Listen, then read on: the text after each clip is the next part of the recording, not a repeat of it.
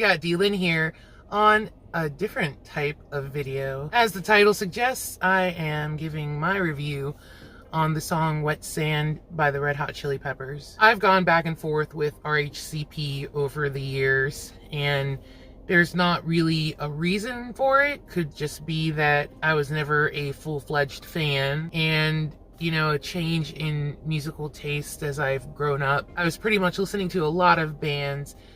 I was an alternative girl at best. Of course, Red Hot Chili Peppers fell into that category.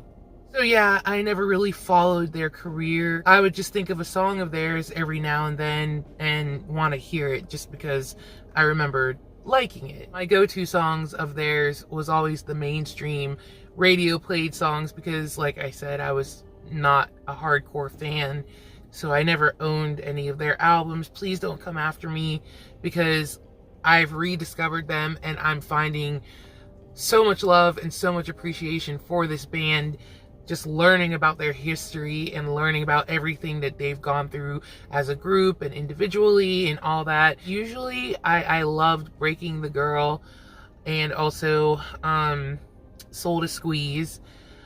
I even can say that I liked a couple of songs off of One Hot Minute.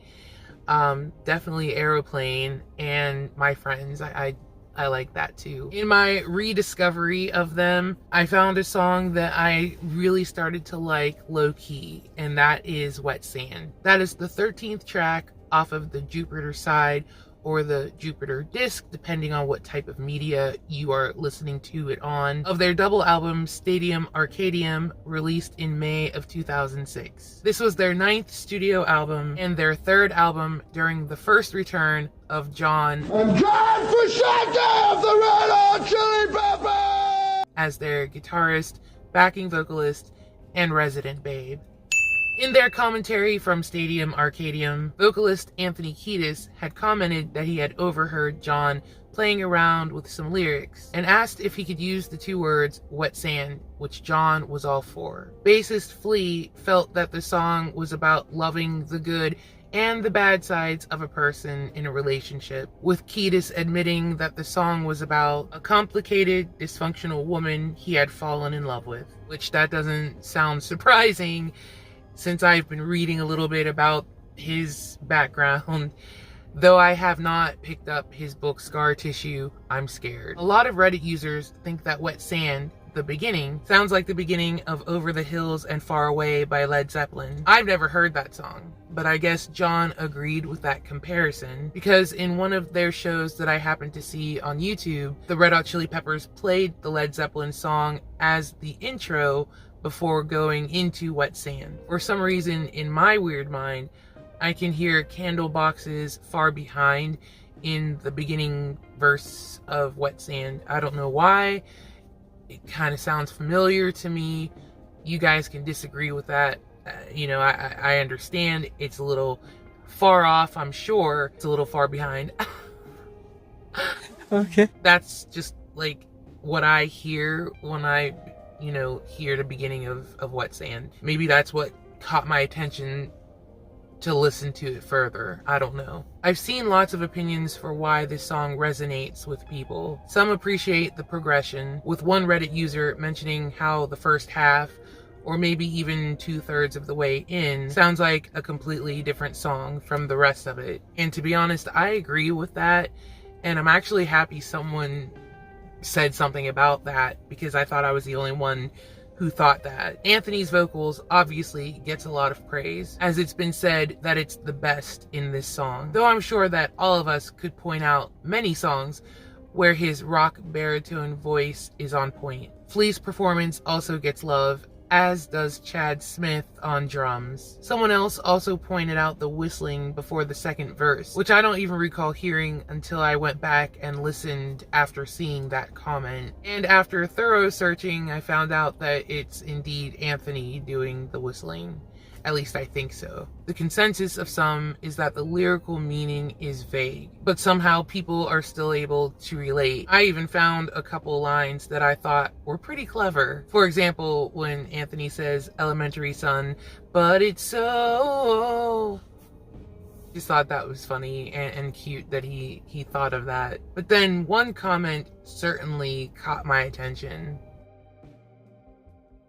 A what? An orgasm. Of course, my adolescent mind immediately searched for the lyrics, looking for dirty words or euphemisms. You know, like Red Hot Chili Peppers are known for. But then I realized that this person was referring to, again, the progression of the song. How it slowly builds to this monster climactic ending.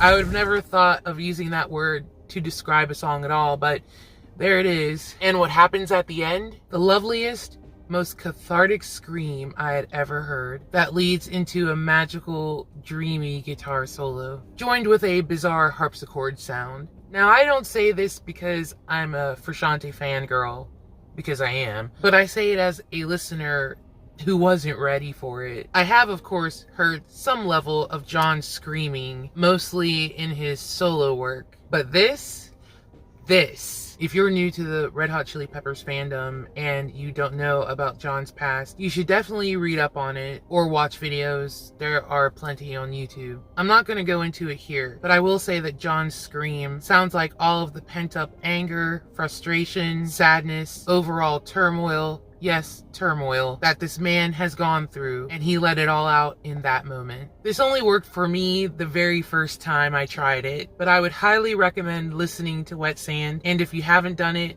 scream with John at the end. It does something to you.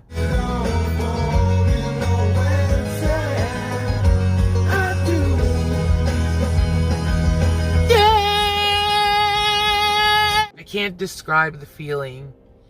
Maybe therapy? To me, Wet Sand can be considered orgasmic, as it starts out slow and chill, but that volcano erupts and the guys choose violence at the end. That last part is just a swirl of delicious harmonies, resounding emotion, and the realization that you don't form in wet sand, they do. I hope you guys enjoyed this review. I know it's a little different from what I normally do, but if you did enjoy it, please leave me a like. And if you're new to the channel, I hope there's something on here that will make you want to subscribe. Thank you for watching this review, and I can't wait to see you in the next video. Bye!